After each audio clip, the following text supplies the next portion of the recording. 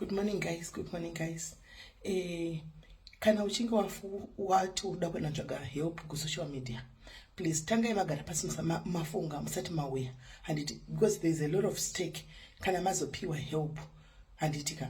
Right, the story the Fiji story, I got my audios nesuro from some certain people who are in Fiji. I think it's a guy and the boy and the husband, or the boy and the brother and the sister. And it, vachiti munhu ari kurwara vanosendera picture vakamubata vachitukwenda naye kuchipatara. Ndikati maita zvakanaka, chimuendesai kuchipatara, then ticket rake rapo momubatsira kuti anokwira aende kumba. Zvikanzi yeah, she needs to go home. Minutes later, I got a message from this girl, this lady who Fiji. Achiti hanzi Smelly, can you please cancel the ticket mudzosere mari dzavo, because ndiri kutukwa nevanhu, ndiri kufonerwa nevanhu left right center. Handitika vachinditi uri tsotsi, uri mbavha, takanzwa kuma platforms kuti uri mbavha, why blah blah blah like that.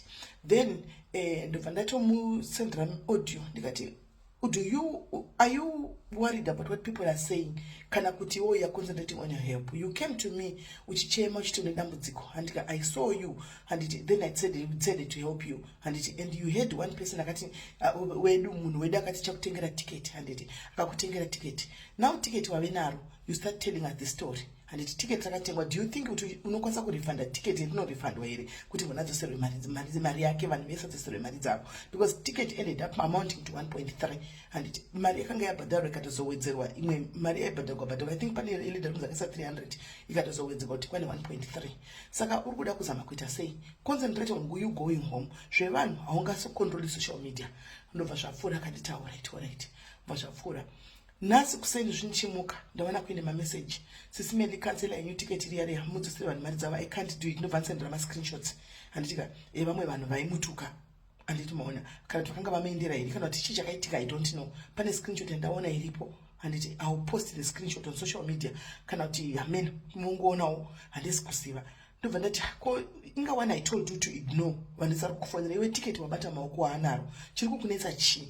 Dai tiri isusu tiri kuitira izvozvo ndopa ungade uchiti muri kuitira izvozvo makazodai, but it's not us, muma street handiti. Ende iwewe vanhu vese seems as if utori popular handiti, because anzi pamakati roda people know vanhu nhamba dzangu akadzwa nepi.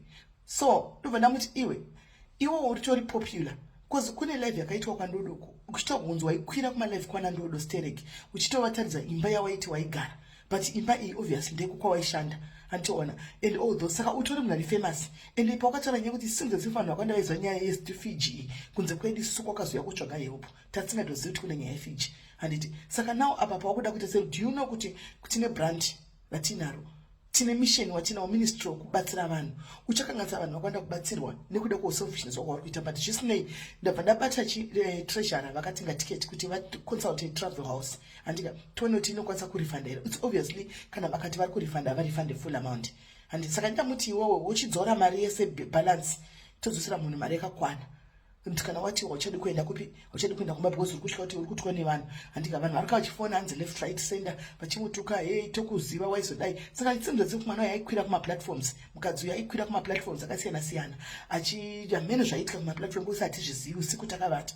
So pakangotaurwa nyaya yeFiji vanhu vakabva vaziva kuti ndiani, handi muri kuona. So now ndo patiri apa right now guys, ndichazonyatsokuya zvakanaka nelife, au come nelife right, ndichazouya nelife yake zvakanaka. Kwaiko zvino tati ndikuzivise kuti ati we are cancelling the ticket, cancel ticket tipe vanhu mari, but this is not good, and we need to set is the record straight pavanhu vakafanana nemukadzi ushu, because she came kwandiri ari desperate now because of mashoko anotagwa mastreet asinei nesu pano padiaries. She wants to take it kuti isusu tichikanganisa branded, kuti kuchauya vamwe vachida kubatsirwa mangwana, vanobatsirwa here nezvinhu zvakadai, tinovabatsira here kana pachitika tunhu twakadai. So chokuti kwaienda iye kushamwari dzake dzaitamba nadzo iye achiwirana navo, hanzi akatomboti kuna ndodo mablankets kudikudi amene mukaenda kwandodo kunyadzo dziriko dzakawanda wanda, ndichatira kuinvita ndodo uyu pano muzvinzwire zvisere.